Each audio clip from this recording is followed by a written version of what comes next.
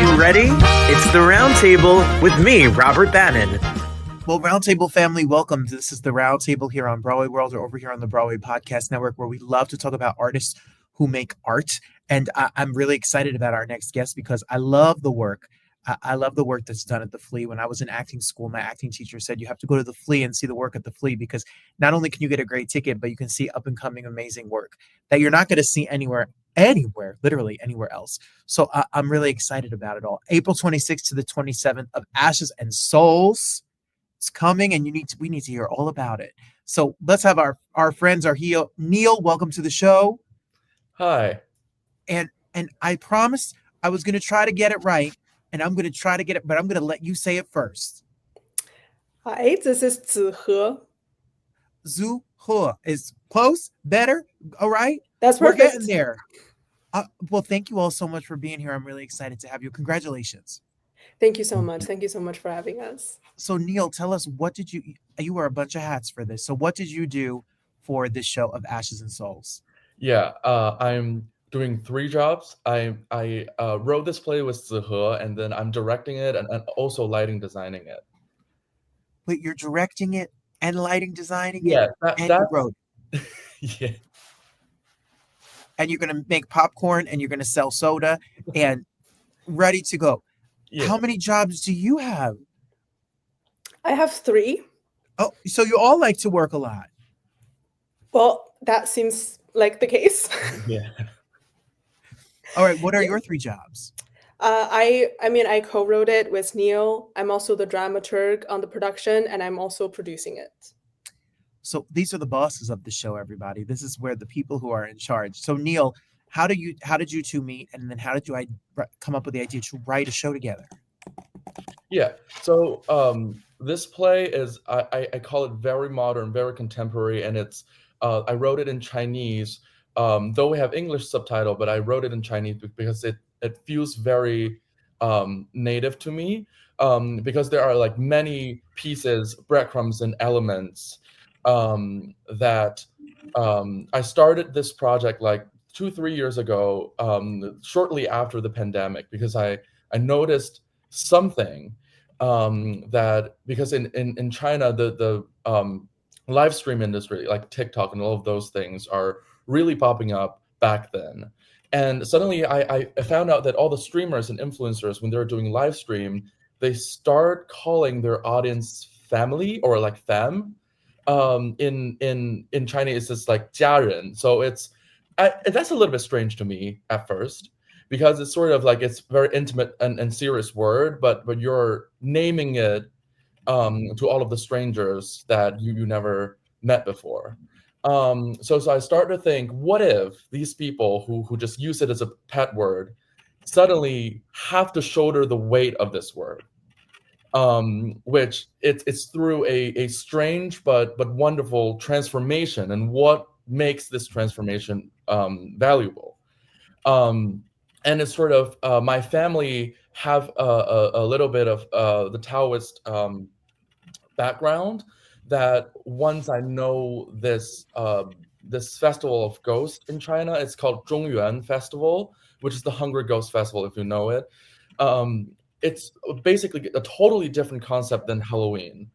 And I love this part of the culture, and it provides a perfect framework that there are some kind of possession thing going on, and then there are some like one's scary ghost and all of those things. So I sort of started to put these 2 things together, which it's a story that travels back in time, but it's not a very serious one. It's not like we as a ghost tell you historical accurate truth or something. It's a very heavily story based, and I call it Zihe called it like a horror, a little bit of horror and a lot of comedy, which is really I think that's a really interesting place to put it, because it's funny. It's a comedy out of this like spooky vibe at the very beginning.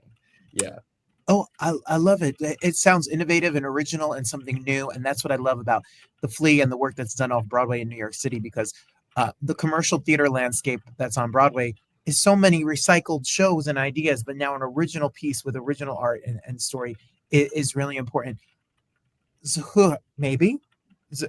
No, that's perfect. I'm not going to get scared of it anymore. I really, Yes. so when you heard this idea and you work with Neil, how do you work together to co-write something? Do you do it in person? Do you take bits and chunks and pieces? Do you disagree? Like, what's it like to have a co-writer?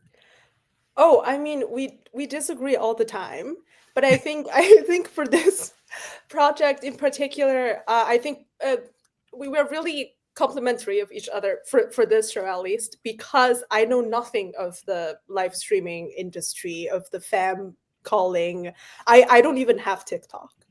So yes. So when he first pitched the idea to me, I remember we were in Gregory's on 8th Avenue, and he's like, I'm writing a show about live streaming and this and this, and I said, say something that I understand.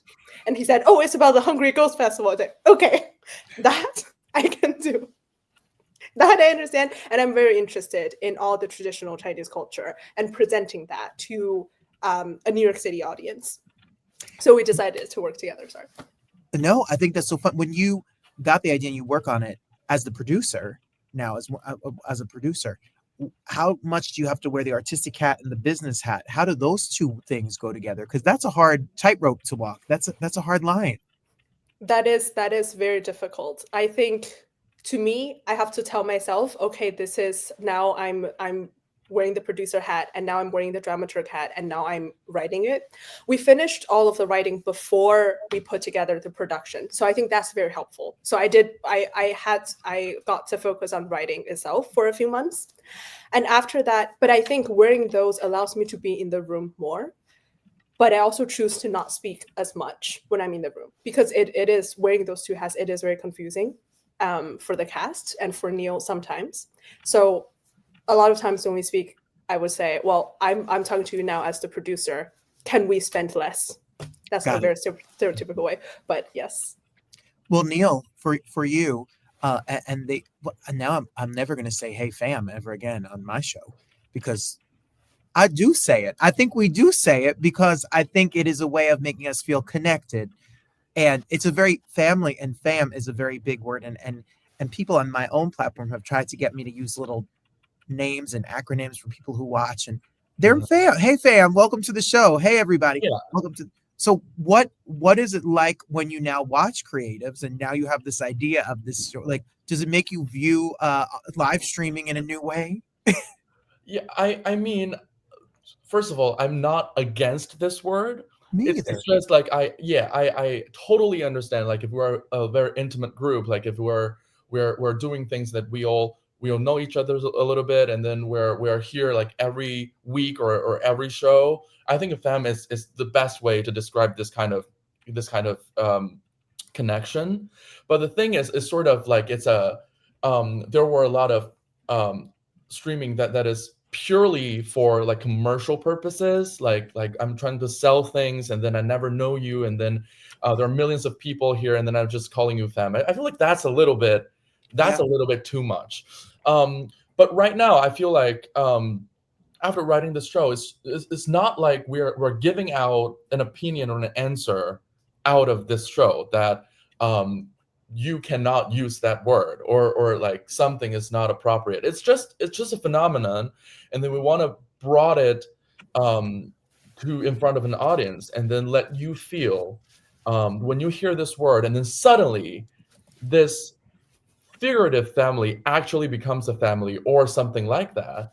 How do you feel about that? And then the way that the show is a comedy and it's only about 90 minutes, it's sort of like I don't want there's any like long pause, long silence for you to think deeply about what I mean. It's sort of like really treat this as an opportunity to get into somebody else's story and then feel what you can feel. Yeah, it's sort of I feel like this is the thing that out of some of the very, very good theater at this age, whether Broadway or off Broadway, I feel like the show that I really liked, it's sort of I'm fully following what's going on, not giving my opinion or not giving any subjective things into it while I'm watching, and then it just ends with me wowing, and then when I'm walking out, I might think about that. So this is the thing that we're really trying to achieve. Yeah. Well, that's what's going to be fun about it. I mean, there's a horror element, there's a comedy element. It says 9 bodies. No one's going to exit. I don't know what's going to happen when you watch the show, but comedy and horror seem to go together in a fun way sometimes because it can be so over the top and outrageous.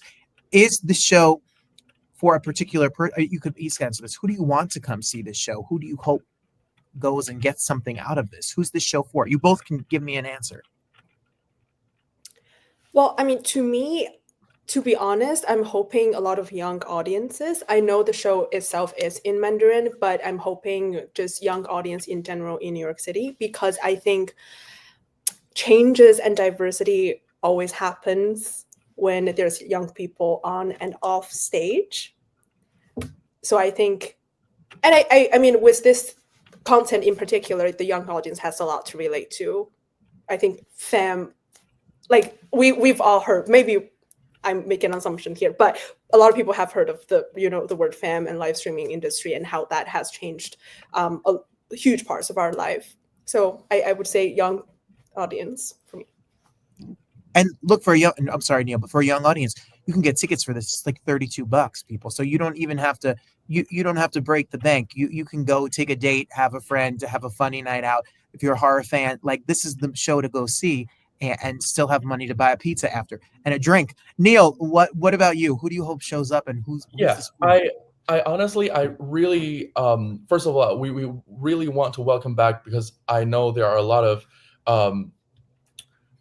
Mandarin speaking audience here that we've been with for some of the previous shows, that I really want to welcome them back.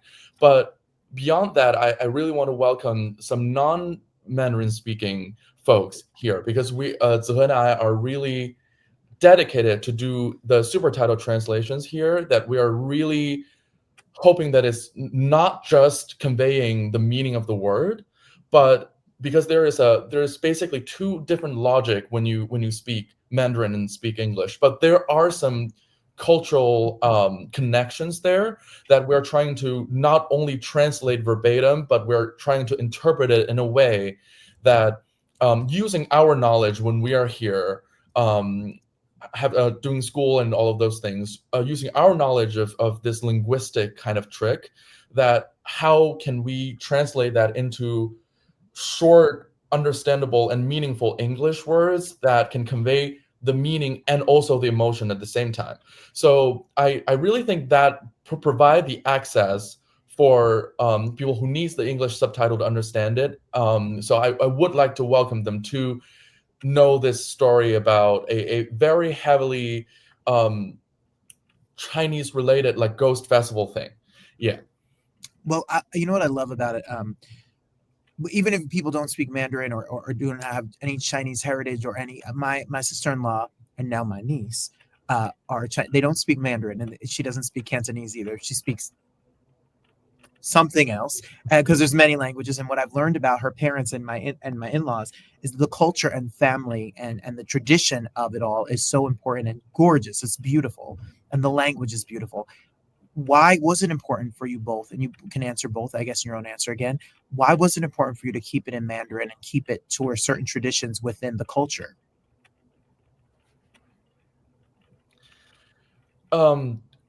Yes. To me, once again, I feel like keeping it in Mandarin is just like some of the words.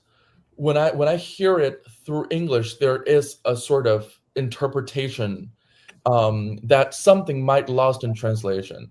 So I feel like it's very important that we hear it in Chinese, because it belongs to a modern contemporary Chinese culture, that we hear it intact, while we can find ways to provide this interpretation as much as I can.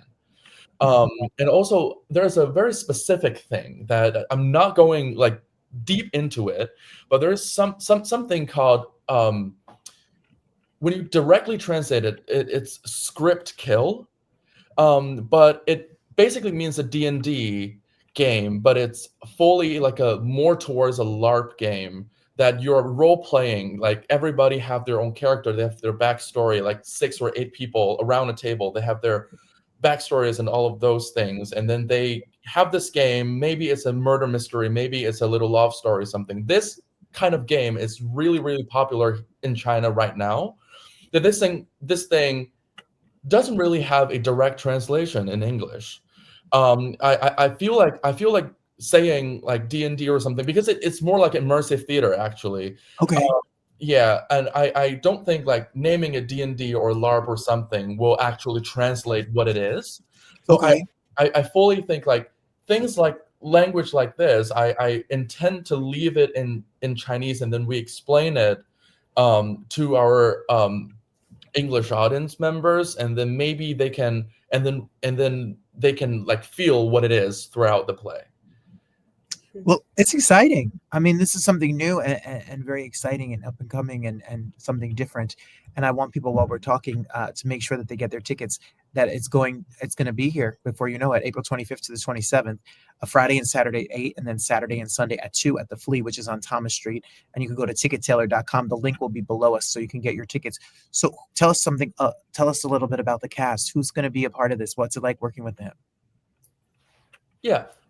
So the cast, we have a cast of 9, which is a huge cast, huge based on what I've been working with, both in school and outside of school. But these are all very talented young artists that not all of them are based on like a strict acting training. Some of them, they are training in some related field, but they're really eager, and they're expressive, and then I really value I really value their voice, that they are up there, and then they want to use their voice to address an audience. I feel like this is the most important thing when we are doing casting. And then so we're finding these cast through very different background. And then we are Zihe and I, we're using, and also we have an amazing associate director that we are all working together to make sure that wherever you comes from, you have access to the stage. And also we're really focusing on helping each and every one of them to find their character and build their confidence before they're on stage. Yeah. Well, congratulations to you both with the 15 different jobs you each have while you do this show. And to have the show up and running in New York is amazing, and such a feat and a miracle of that. And I know that there'll be more legs and more productions and more runs to come. And you'll reach an audience that is often underserved and not being seen. And the representation of the show really matters to your community, to the theater community, to New York City, everywhere. And I want people to grab a ticket. You got to go and check this out for yourself. Do not miss a moment. Go check it out. It's only that weekend, so you better get a ticket quick, because when they're gone, they're going to be gone. And I'm excited for you to come back and tell us about where it's going to be next. Thank you so much. Thank you. Thank you so much for being here. Break legs. Congratulations. Thank you so much for having us. Robert.